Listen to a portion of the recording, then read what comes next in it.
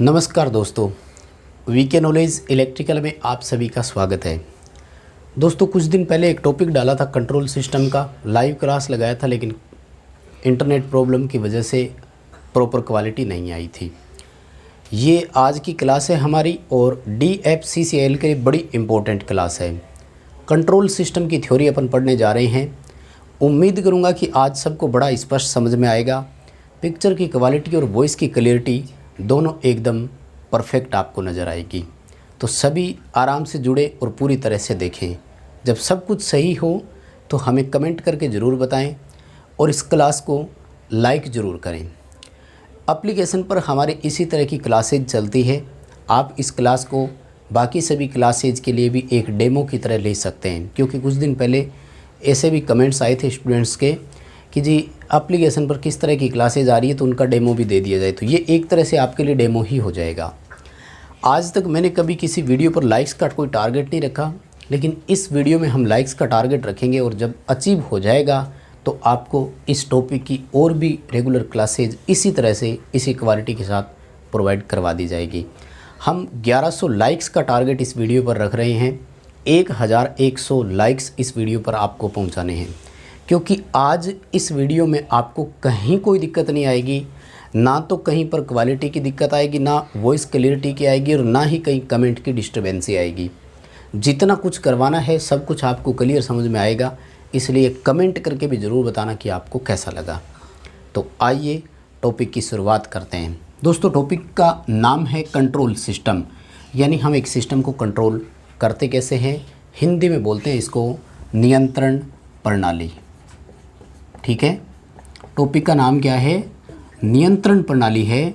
तो हम सब जानते हैं एक ऐसी युक्ति जो किसी डिवाइस से, किसी भी अन्य कंट्रोल सिस्टम से, किसी अन्य प्रणाली से बेहतर रिजल्ट प्राप्त करने के लिए वो क्या करती है कि किसी दूसरी डिवाइस को कंट्रोल करती है, डायरेक्ट करती है, इंस्ट्रक्शन देती है, यानी उसको रेगुलेट करती है, नियमित करती है, नियंत्रित करती है।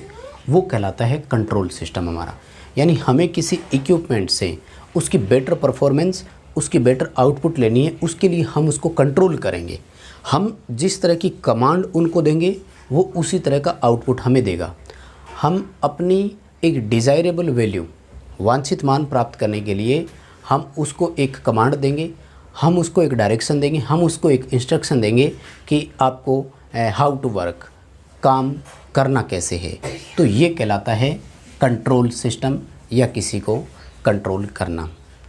अभी अगर रिसेंटली हम देखें तो हम प्रत्यक्ष अप्रत्यक्ष रूप से प्रत्येक इक्विपमेंट के साथ कंट्रोल प्रणाली से जुड़े हुए हैं। हालांकि हमारे प्रेजेंटली कंट्रोल करने के तरीके अलग अलग है और कुछ मैनुअल कंट्रोल है, कुछ ऑटोमेटिक कंट्रोल है, लेकिन हम प्रत्यक्ष और अप्रत्यक्ष रूप से हर एक प्रणाली के साथ बिल्कुल कंट्रोल सिस्टम से जुड़े हुए हैं। इसका आप एग्जाम्पल किसी भी तरह से ले सकते हैं। चाहे तो वो एक लाइट लैंप का एग्जाम्पल हम ले सकते हैं, चाहे तो हम एक हीटर का एग्जाम्पल ले सकते हैं। और अभी डे बाय डे इतना इम्प्रूवमेंट हो गया कि ह्यूमन लाइफ पूरी तरह से ऑटोमेशन की ओर चल पड़ी, इसलिए कंट्रोल सिस्टम भी ऑटोमेटिक हो गया। अगर हम एक इंडस्ट्रियल होते हुए देखें तो इंडस्ट्री में किसी प्रोडक्ट की क्वालिटी कंट्रोल करने के लिए, किसी प्रोडक्ट की क्वालिटी की निगरानी रखने के लिए वहाँ पर भी कंट्रोल सिस्टम का उपयोग किया जाता है। वेपन्स के मामले में, हथियारों के मामले में, टेक्नोलॉजी के मामले में, पावर सिस्टम, बिजली सिस्टम के मामले में अगर मैं बात करूँ तब भी हम पूरी तरह से ऑटोमेशन, पूरी तरह से कंट्रोल सिस्टम पर टिके हुए हैं और वर्तमान में सब कुछ ऑटोमेटिक कंट्रोल सिस्टम ही चल रहा है। तो ये था एक कंट्रोल प्रणाली का बेसिक सा परिचय। ठीक है, बात करते हैं कि कंट्रोल प्रणाली के फीचर क्या क्या होते हैं। ये बहुत इम्पोर्टेंट है, लिखना हम यहीं से शुरू करेंगे। फीचर बोल सकते हो, ऑप्शंस बोल सकते हो, सुविधाएं बोल सकते हो। ठीक है ना, क्या क्या इसमें फ़ीचर होते हैं, क्या क्या इसमें सुविधाएं होती है। एक कंट्रोल प्रणाली का सबसे बड़ा जो फीचर है वो तो ये है कि इसकी इनपुट और आउटपुट में एक बिल्कुल सीधा संबंध होना चाहिए, एक प्रॉपर और सटीक रिलेशन इनमें होना चाहिए। जब एक कंट्रोल प्रणाली का इनपुट और आउटपुट एक दूसरे से रैखिक रूप से संबंधित हो तो इसको रैखिक कंट्रोल प्रणाली कहा जाता है, लीनियर कंट्रोल सिस्टम के नाम से जाना जाता है। जब इनपुट और आउटपुट में नॉन लीनियर यानी गैर रैखिक संबंध हो तो इसको नॉन लीनियर यानी अरैखिक कंट्रोल प्रणाली कहा जाता है। वास्तव में किसी भी तरह का कंट्रोल सिस्टम क्यों ना हो, एक कंट्रोल सिस्टम के फीचर्स के रूप में हम देखें तो मोस्टली 5 से 6 फीचर उसमें होने चाहिए। सबसे पहला जो आता है वो है एक्यूरेसी का, यानी कोई भी कंट्रोल सिस्टम है तो उसमें पूरी तरह से एक्यूरेसी देखने को मिलनी चाहिए। एक कंट्रोल प्रणाली जो है वो पूरी तरह से एक्यूरेट होनी ज़रूरी है, उसमें यथार्थता का मान पर्याप्त होना ज़रूरी है। सेकंड जो आता है वो है उसकी सेंसिटिविटी। तो एक कंट्रोल प्रणाली जो होती है वो पूरी तरह से सेंसिटिव होनी चाहिए, क्योंकि उस इक्विपमेंट के इनपुट और आउटपुट जो है उसमें किसी भी प्रकार का वेरिएशन देखने को मिल सकता है। इसलिए वो उस वेरिएशन को तुरंत सेंस कर जाए, तुरंत पता कर जाए, तुरंत उसको पकड़ कर जाए, इस तरह का होना चाहिए। यानी एक डिज़ायरेबल वैल्यू या सेट वैल्यू तक जब वो पहुंच जाता है तो तुरंत वो सेंसिटिविटी जो है उसको सेंस कर जाए, ऐसे नहीं कि वर्क करने में भी उसको टाइम लग गया। तीसरा आता है नॉइस। देखो नॉइस का मतलब क्या है यहाँ पर, वैसे तो नॉइस का मतलब शोर शराबा होता है, कोई भी एक्स्ट्रा चीज़। तो यहाँ पर नॉइस का मतलब ये है कि एक किसी भी कंट्रोल सिस्टम के लिए अनडिज़ायरेबल इनपुट अगर प्रवेश कर जाती है, यानी अवांछित इनपुट आ गई जिसकी हमें आवश्यकता ही नहीं थी, वैसा अगर इनपुट मिल गया तो आउटपुट तो उसी के अकॉर्डिंग आना है। तो एक कंट्रोल सिस्टम में ये भी गुण हो कि वो अनडिज़ायरेबल इनपुट को सेंस कर सके, अनडिज़ायरेबल इनपुट को पकड़ कर सके। इसके अलावा जो हमारा एक और नेक्स्ट आता है वो है स्टेबिलिटी, यानी स्थायित्व। हमारे एक कंट्रोल सिस्टम में स्टेबिलिटी भी प्रॉपर होनी चाहिए, स्थायित्व भी होना चाहिए, मतलब पूरी तरह से वर्क करे। हिंदी में बोलें तो टिकाऊ बोल सकते हो आप इसको, है ना। तो पूरी तरह से स्टेबिलिटी उसमें होनी चाहिए। स्टेबिलिटी के बाद जो उसमें आता है वो है आपकी बैंडविड्थ। बैंडविड्थ का मतलब होता है कि एक प्रॉपर रेंज उसकी होती है, तो उस रेंज में वो फ़र्क करना चाहिए। जैसे मैं आपको एक एग्जांपल देता हूँ, गीज़र में हीटिंग एलिमेंट जब होता है तो उसके सीरीज़ में हम थर्मोस्टेट लगाते हैं, जिसके तापमान की सेटिंग करते हैं तो वो सेटिंग 32 डिग्री से लेकर 88 डिग्री सेंटीग्रेड तक होती है। तो ये उसकी एक बैंडविड्थ कहलाती है। अगला जो हमारा इसमें आता है वो आता है फिर स्पीड का। तो हम सब जानते हैं कि एक कंट्रोल प्रणाली में ऐसा गुण या ऐसा फीचर हो कि वो प्रॉपर गति से काम कर सके, यानी उस कंट्रोल सिस्टम का जो टाइम लिया वो टाइम इतना हो कि हमें एक स्टेबल आउटपुट वो प्रदान कर सके। और एक अच्छे कंट्रोलिंग सिस्टम की ये पहचान होती है कि वो एक हाई स्पीड प्रोसेस हमें देता है, एक पर्टिकुलर ट्रांजिएंट पीरियड के लिए वो हमें अच्छी एक स्पीड प्रदान करता है। पॉइंट नंबर 7 जो आता है वो है ओसिलेशन। ठीक है, ओसिलेशन को हिंदी में बोलते हैं आयाम बोलेंगे, यहाँ पर एम्प्लीफिकेशन तो नहीं कहेंगे, आयाम बोलेंगे, नियतांक बोल सकते हो। तो एक छोटे ओसिलेशंस की संख्या जो होती है वो किसी भी कंट्रोल प्रणाली को स्टेबल आउटपुट प्रदान करवा सकती है या स्टेबल आउटपुट प्रदान करने में सक्षम होती है। यानी ओसिलेशन या आयाम का मतलब है कि उसको जो इनपुट मिल रहा है वो एक सीक्वेंस या एक क्रम में मिले, या यूँ कहें कि प्रॉपर तरीके से। देखो बात करते हैं टाइप्स ऑफ कंट्रोल सिस्टम के बारे में, यानी कंट्रोल सिस्टम कितने प्रकार के हैं। ये विशेषताएं याद रखना, इनका हिंदी नाम तो याद रह ही जाएगा ना सबको। एक्यूरेसी को यथार्थता, सेंसिटिविटी को सुग्राहिता, और नॉइस को यानी शोर लेवल, स्टेबिलिटी को स्थायित्व है, बैंडविड्थ को बैंडविड्थ ही बोलेंगे या प्रसार बोलते हैं वैसे, संचार प्रसार, स्पीड हो गया, और ओसिलेशन को आयाम बोलते हैं। हिंदी याद रख लेना नियंत्रण प्रणाली का। ठीक है, अब देखो बात करेंगे टाइप्स ऑफ कंट्रोल सिस्टम, यानी एक कंट्रोल सिस्टम जो है वो कितने प्रकार का होता है। देखो वैसे तो कंट्रोल सिस्टम अनेक प्रकार के हैं, लेकिन सामान्यतः जितने भी कंट्रोल सिस्टम डिज़ाइन किए गए हैं वो मोस्टली आउटपुट को कंट्रोल करने के लिए ही डिज़ाइन किए गए हैं, ध्यान रखना है। आउटपुट यानी हम किसी भी सिस्टम या इक्विपमेंट की करंट को कंट्रोल करवा सकते हैं, उसके टेम्परेचर को कंट्रोल कर सकते हैं, आउटपुट वोल्टेज के अकॉर्डिंग कंट्रोल हो सकता है, त्वरण, वेग, दबाव, इन सब चीज़ों के अकॉर्डिंग अपन कंट्रोल कराते हैं। यानी कई प्रकार के कंट्रोलिंग सिस्टम है, उनमें से मोस्टली जितने भी कंट्रोल सिस्टम बनाए गए हैं वो सभी के सभी उनकी आउटपुट नियंत्रण के आधार पर ही बनाए गए हैं। चाहे वो उनकी पोजीशन कंट्रोल करने का हो, यानी स्थिति नियंत्रण करना हो, त्वरण नियंत्रण करना हो, वेग नियंत्रण करना हो, गति नियंत्रित करनी हो, करंट, आउटपुट वोल्टेज, कुछ भी कंट्रोल करना हो, आउटपुट कंट्रोल करने के लिए डिज़ाइन किया हमने। सामान्यतः कंट्रोल सिस्टम दो प्रकार के होते हैं या दो तरह से हम चीज़ों को कंट्रोल कर सकते हैं। कौन कौन सी दो चीज़ें हैं? एक सिस्टम इस तरह का है जिसमें हम मैन्युअली कंट्रोल करें उन चीज़ों को, तो मैन्युअली कंट्रोल सिस्टम बोलते हैं एक। दूसरा हमारा इस तरह का कंट्रोल सिस्टम है जो ऑटो कंट्रोल हो, ऑटोमेटिक कंट्रोल सिस्टम हो, यानी स्वतः ही चीज़ों को वो कंट्रोल करें। मैन्युअली कंट्रोल, ऑटो कंट्रोल, यानी अपने आप उन चीज़ों को वो कंट्रोल करें।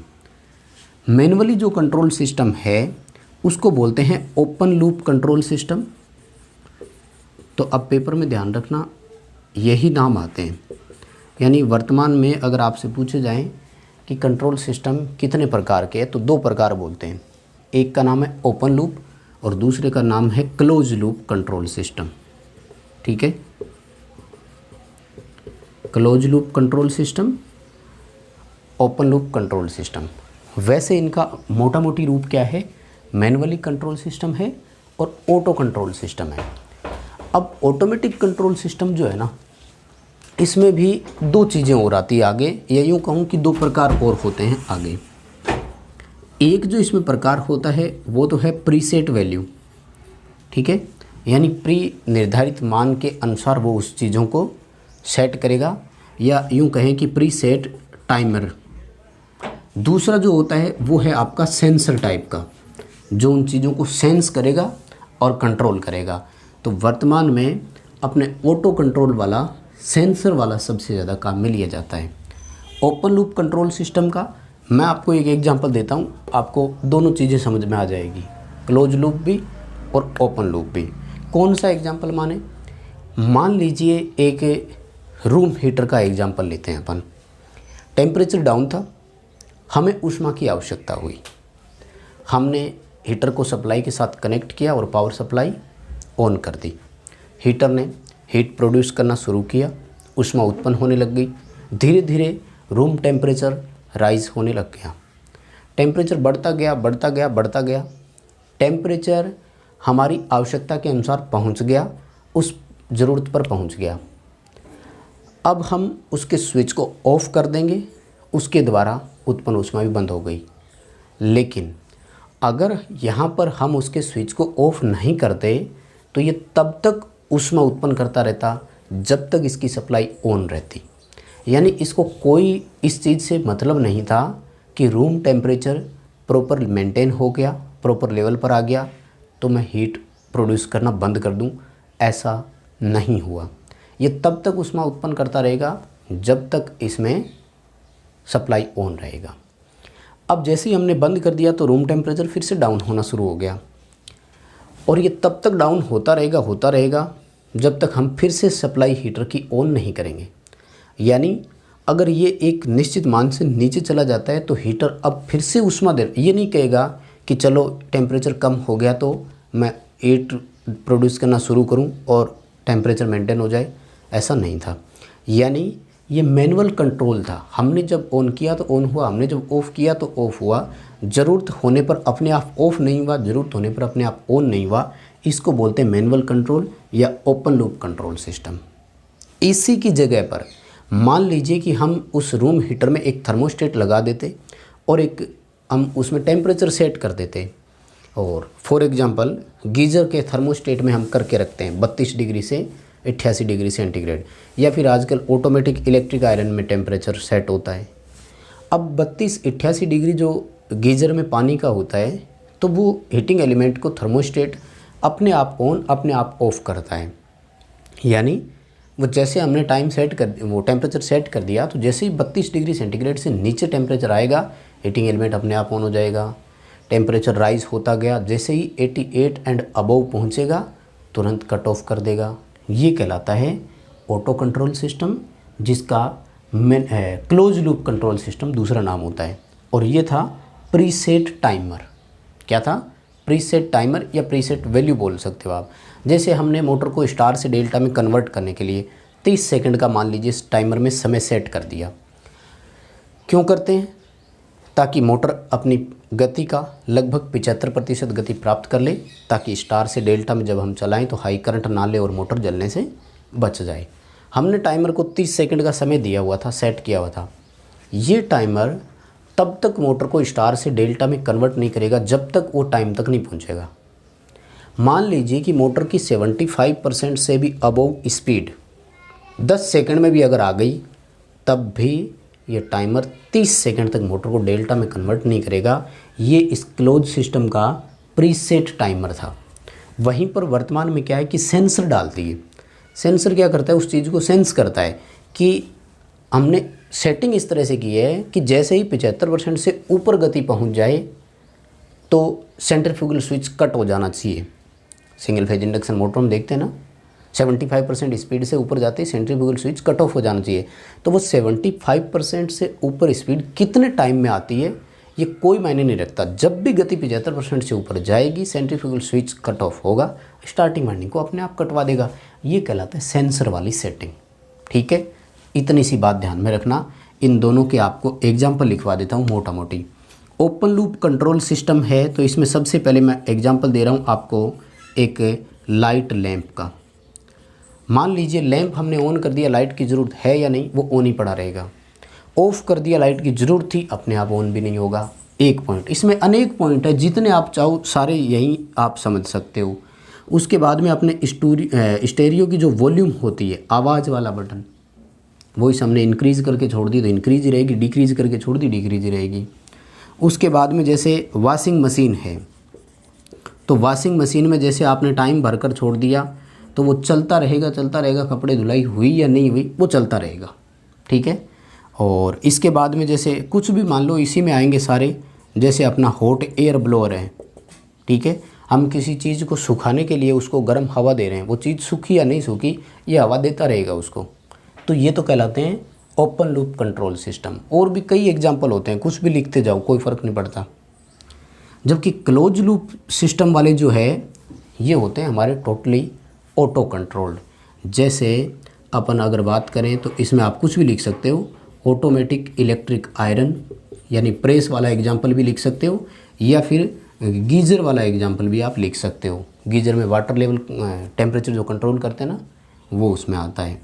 दूसरा मान लीजिए अपने वोल्टेज स्टेबलाइज़र होता है, तो ये वोल्टेज के फ्लक्चुएशन को कंट्रोल करता है। वोल्टेज में अगर कमी आती है तब भी मेंटेन रखता है, वृद्धि होती है तब भी मेंटेन रखता है। इसी तरह से वाटर लेवल के लिए जो फ्लोट वाल होते हैं ना, आप सब ने देखे होंगे, ये फ्लोट वालों भी इसी तरह से काम करवाते हैं। और हमारा एसी जो है वो अपने आप टेम्परेचर के अनुसार कंट्रोल होता है। टेम्परेचर डाउन हुआ ऑन हो गया, टेम्परेचर हुआ तो अप हो गया। ठीक है। फ्रिज का ऑटोमेटिक सिस्टम है, अपने आप टेम्परेचर के अनुसार ऑन ऑफ होता है। तो ये एग्जांपल अपने थे क्लोज लूप। देखो बात करते हैं ओपन और क्लोज लूप सिस्टम की लाभ हानियाँ क्या क्या है, क्योंकि फ़ायदे नुकसान तो दोनों के ही है, देखो है ना। क्योंकि जो चीज़ें ज़्यादा एक्यूरेट होती है तो उनमें फिर सीधी सी बात है कंस्ट्रक्शन वगैरह जटिल होती है। तो हम सबसे पहले बात करेंगे ओपन जो हमारा कंट्रोल सिस्टम है, इस कंट्रोल सिस्टम के हमें फ़ायदे क्या है, बेनिफिट क्या क्या है, लाभ क्या क्या मिलता है। आसान से है, छोटे छोटे 2-3 लाभ मिलते हैं। कौन कौन से? सबसे पहले देखो आसान संरचना, कंस्ट्रक्शन बड़ी आसान है, बहुत सारी चीज़ें हमें स्पष्ट समझ में आती है। बड़ा सीधा सा हीटर की सप्लाई, ऑन करो ऑफ़ करो, ऑन करो ऑफ़ करो, काम करना शुरू कर दिया। बहुत आसान है। जैसे ही आसान पड़ता है तो ये आर्थिक रूप से सस्ता भी पड़ता है। यानी इकोनॉमिकली होता है, हम आसानी से इसको परचेज कर सकते हैं, कंट्रोल के लिए सिस्टम को यूज कर सकते हैं। आसान संरचना है, सस्ता भी पड़ता है। जब संरचना आसान और सस्ता है तो ऐसे सिस्टम का अनुरक्षण यानी इनको मेंटेन करना भी आसान है। लैंप है, फ्यूज हो गया तो क्या है, छोटा सा लैंप है, दूसरा लाकर लगा देंगे। हीटर है, उसके एलिमेंट मान लीजिए तार है, जल गया तो तार दूसरा लेकर आएंगे और दूसरी तार लगाएंगे, आराम से काम में ले लेंगे। और सबसे बड़ी चीज़ क्या है कि सामान्यतः ये प्रॉपर स्टेबल होते हैं, यानी स्थायित्व इनमें बहुत अच्छा मिलता है, पूरी तरह से स्टेबल होते हैं। ठीक है, तो ये ओपन लूप कंट्रोल सिस्टम के 4 लाभ थे। अब जब देखो लाभ है तो हानियाँ भी होगी। तो हानि क्या क्या है, ज़्यादा बड़ी हानियाँ नहीं है, हानि 2 ही हानि मानो मेन तो आप। एक हानि तो ये है कि एक्यूरेसी कम है, पूरी तरह से एक्यूरेट नहीं है। ठीक है, एक्यूरेसी को हिंदी में यथार्थता लिखते हैं वैसे, और आप सटीक भी लिख सकते हो, है ना। तो यथार्थता कम है, यानी एक्यूरेसी कोई इतनी ज़्यादा अच्छी नहीं है इनकी। और दूसरा ये अनरिलायबल है। अनरिलायबल का मतलब समझते हो, मतलब पूरी तरह से ये हर चीज़ों के लिए सेट नहीं है एक तरह से। ठीक है, यानी एक तरह से यूँ कहें कि यूज के लिए पूरी तरह से डिज़ाइन सही नहीं है, या प्रॉपर अपन ये कह सकते हैं अनरिलायबल है। इकोनॉमिक चीज़ें देखें उस हिसाब से तो ये कम है। तो 2 ही आपको इसके हानियों में ध्यान रखना है। चलो बात करते हैं कंट्रोल क्लोज वाले लूप सिस्टम के बारे में। यानी ओपन लूप कंट्रोल सिस्टम के ये बेनिफिट थे, तो जो क्लोज लूप सिस्टम है हमारा, इसके क्या क्या बेनिफिट मिलते हैं। देखो सबसे पहला इसका जो बेनिफिट आता है वो आता है एक्यूरेसी के आधार पर, यानी एक्यूरेट बहुत होते हैं, हाई एक्यूरेसी होती है, उच्च यथार्थता हमें मिलती है। ठीक है, दूसरा जो इसका बेनिफिट हमें मिलता है वो ये मिलता है कि हाई जब एक्यूरेसी होती है तो ये ऑटो करेक्ट भी करते हैं चीज़ों को, यानी फीडबैक जो इनको मिलेगा सिग्नल, उस फीडबैक सिग्नल के अकॉर्डिंग ये चीज़ों को क्या करते हैं, ऑटो कंट्रोल भी करेंगे। फिर इनका जो नॉइज़ कंट्रोल होता है वो बहुत आसान होता है। नॉइज़ कंट्रोल मैंने कल आपको क्या बताया था, उसमें प्रीवियस क्लास में अपन ने क्या देखा, नॉइज़ कंट्रोल ये होता है कि जो इनपुट था उसमें अनडिज़ायरेबल वैल्यू साथ में आ जाती है, तो नॉइज़ कंट्रोल बड़ा आसान है। और अगर और एक्यूरेसी देखें तो ये बड़ा स्टेबल है और सेंसिटिविटी बहुत है इनकी। ठीक है, सुग्राहिता काफ़ी है। तो ये 4-5 इनके बेनिफिट है। अगर हानि की बात करें तो जो ओपन लूप के लाभ थे ना, वो सारी की सारी इसकी हानि है। क्या हानि बनती है, सबसे पहली हानि है कि जटिल संरचना, कंस्ट्रक्शन थोड़ी सी बहुत टफ होती है भाई, महंगा पड़ता है, यानी चीपली होता है। अगर देखेंगे अपन तो संरचना इतनी आसान नहीं है, जटिल होता है। तो ये इसकी 2 हानियाँ आप देख सकते हो। तो कुल मिलाकर के यही था अपना कंट्रोल सिस्टम। उम्मीद करूँगा कि क्लास आप सबको पसंद आई है। अगर क्लास पसंद आई है तो लाइक इसको ज़रूर करके जाना। लाइक का टारगेट कंप्लीट करना तो आपको सेकंड क्लास बहुत जल्दी प्रोवाइड करवा देंगे। और जिन्होंने कोर्स लिया है पेड वाला, उनके लिए मैं बात बताऊं कि ये जो 3 टॉपिक DFCCIL में आएंगे, ये हम पैरेलल चलाएंगे। एप्लीकेशन पर ये क्लासेज अपलोड होगी साथ में। तो एप्लीकेशन पर जो हमारा रेगुलर वीडियो क्लासेज चल रही थी वो एज इट इज़ चलती रहेगी। और ये जो 3 सिस्टम है अलग से है ना अपने, जैसे कंट्रोल सिस्टम, सिग्नल और लैप्लास ट्रांसफॉर्म, ये 3 टॉपिक आपको पैरेलल करवाए जाएंगे अलग से। तो जिनकी अच्छी तैयारी है थ्योरी वाले पहले वाले टॉपिक की, वो साथ में इनके नोट्स बनाते रहना। और आप YouTube पे ये हमारा टारगेट पूरा ज़रूर करना, कमेंट ज़रूर करना, लाइक्स कंप्लीट करना। लाइक्स का टारगेट पूरा होगा तो हम आपको नेक्स्ट क्लास प्रोवाइड करवाएंगे।